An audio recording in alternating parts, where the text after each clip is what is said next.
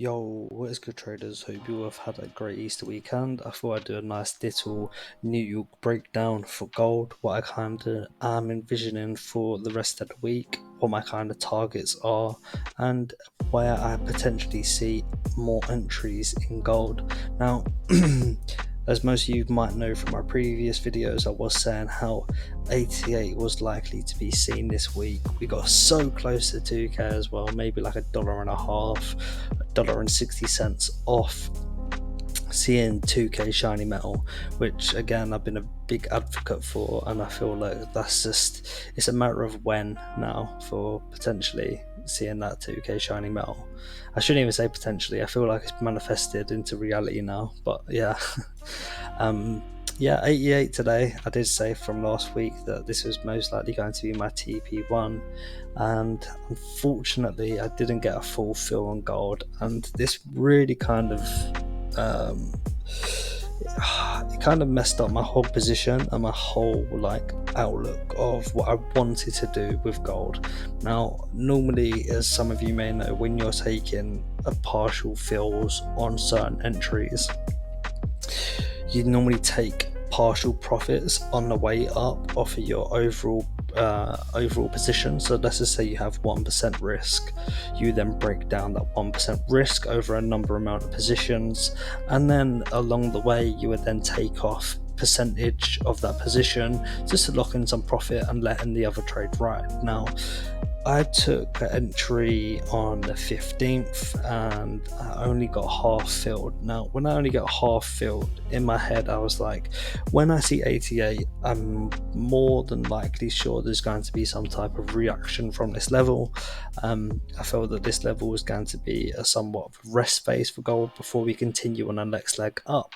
Now, as you can see, that did happen, but this morning I was humming and ahhing whether I should just take the whole position of the table, whether this area was going to be a larger corrective phase just due to the imbalance that we got from the kind of, well, I would say semi gap due to the close from the Easter break. Now, we didn't get that, and gold kind of continued pushed up close towards this 2k. Now, again, I was kind of upset with the way I took the trade and the way I really kind of approached it in terms of psychology, but I still made 2.5%. This is why discipline and having a really systematic trading plan is important, because as you can see on some of my take profits, I took them all $4 early from my original TP1. Now, I also had this trade at full TP, which again I all closed early, and in my head I really do feel that where I only got partial fills, it kind of messed up my psychology and I ended up cashing early. But you know what, it's still profit, and especially being on the evaluation, every single profit point matters, so it's not the worst thing in the world. It could have been a loss, which again, that would have been a little bit worse, but yeah, where do I see gold for this week? Let's just quickly drop up on some higher time frames. Actually, I want to do 45-minute first.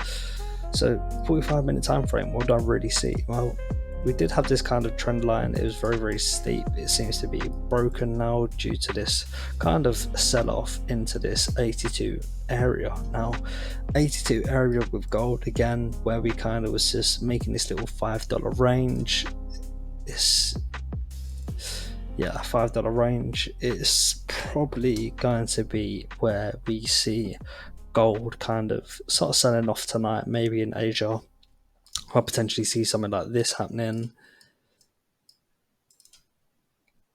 before we get another leg upwards. Now, I do feel gold again is in this kind of overbought phase now. Now, if we go into the RSI for higher time frames, you can in fact see that we have been bullish on gold we was bullish really from the 8th of April. So 8th of April we've been bullish for 10 days, so really we're getting close to maybe seeing some pullbacks within gold, maybe even seeing a breakdown to these prior New York areas, maybe even seeing 63 or 45 soon. Now, again, I am still bullish gold and I still want to remain bullish gold, though if I do see a structural shift, I will act on it and I will look to take the other position.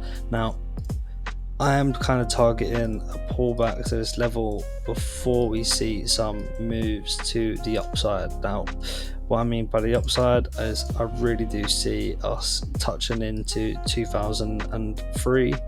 Now, why I see 2003 being an area of confluence or a potential area of reversal is just because of this being a historical area where we had a reaction from in the past. Now, this area was the largest, or this was the first point of the resistance, and really because this was the first point in the resistance, this is kind of the first reaction we got before the reversal to the downside. Now, with that being said, 2003 is again my final overall take profit target for gold. I do feel that it is likely we are going to see this level, but if we do not, then we are probably going to get it within the upcoming days, if we just continue pushing upwards. Now, RSI is very, very overbought. That kind of is making me feel like there is likely going to be a correction within gold. If we get said correction, then I will be looking to take extra entries around about this 77 area. If that 77 area doesn't hold and we do break the trend line and we test back off of it, maybe I will then start targeting the 45 areas or potential 64 areas, as they are key significant areas within the overall gold structure. So yeah, I will continue keeping you updated with what my kind of views are of gold and what I kind of see happening within the potential upcoming few days. So yeah, it should be interesting, and keep in touch.